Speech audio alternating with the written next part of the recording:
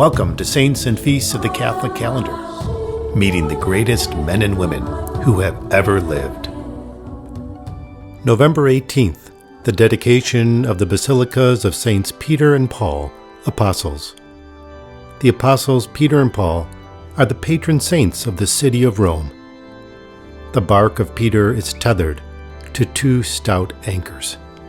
A cathedral is theology in stone, the medievals said, a truism which extends to all churches, not just cathedrals, and to their sacred web of translucent glass, glowing marble, gold-encrusted wood, bronze canopies, and every other noble surface on which the eye falls. A church mutely confesses its belief through form and materials.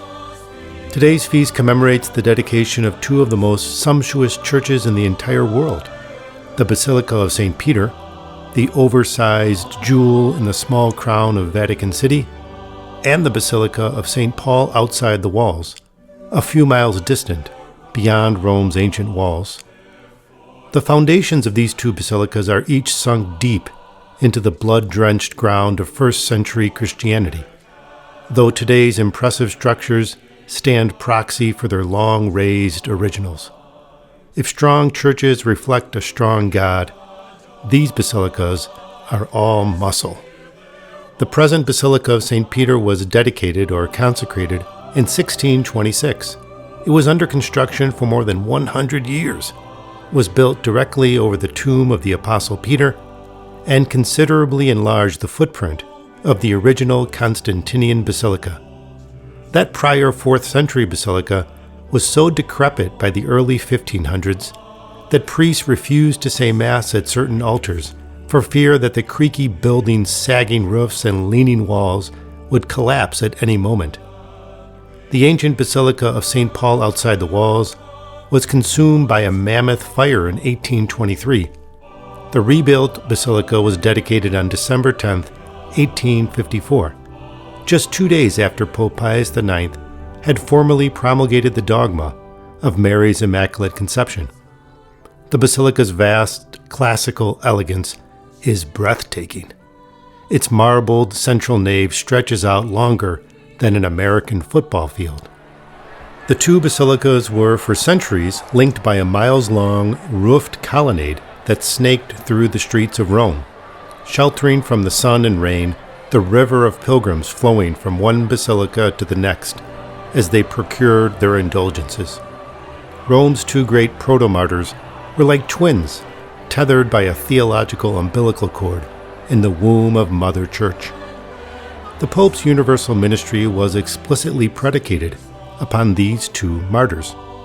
Rome's apostolic swagger meant the Bishop of Rome's headship was not merely symbolic, but actively intervened in practical matters of church governance throughout Christendom.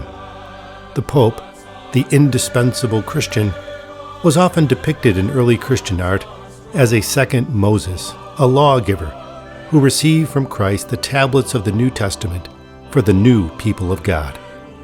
At intervals of 5 years, every diocesan bishop in the Catholic Church is obligated to make a visit ad limina apostolorum, or to the threshold of the tombs of the apostles. This means they pray at the tombs of Saints Peter and Paul in Rome, and personally report to St. Peter's successor. These visits are a prime example of the primacy of the Pope, which is exercised daily in 1,000 different ways, a core duty far more significant than the Pope's infallibility, which is exercised rarely. There is no office of St. Paul in the Church. When Paul died, his office died. Everyone who evangelizes and preaches acts as another St. Paul. But the bark of Peter is still afloat in rough seas, pinned to the stout tombs which, like anchors, hold her fast from their submerged posts under today's basilicas. A church is not just a building, any more than a home is just a house. A church, like a home, is a repository of memories, a sacred venue, and a corner of rest. On today's feast, we recall that certain churches can also be graveyards. Today's basilicas are sacred burial grounds, indoor cities of the dead, whose citizens will rise from beneath their smooth marble floors at the end of time, like 1,000 suns dawning as one over the morning horizon. Holy martyrs Peter and Paul, your tombs are the sacred destinations of many pilgrimages to the eternal city.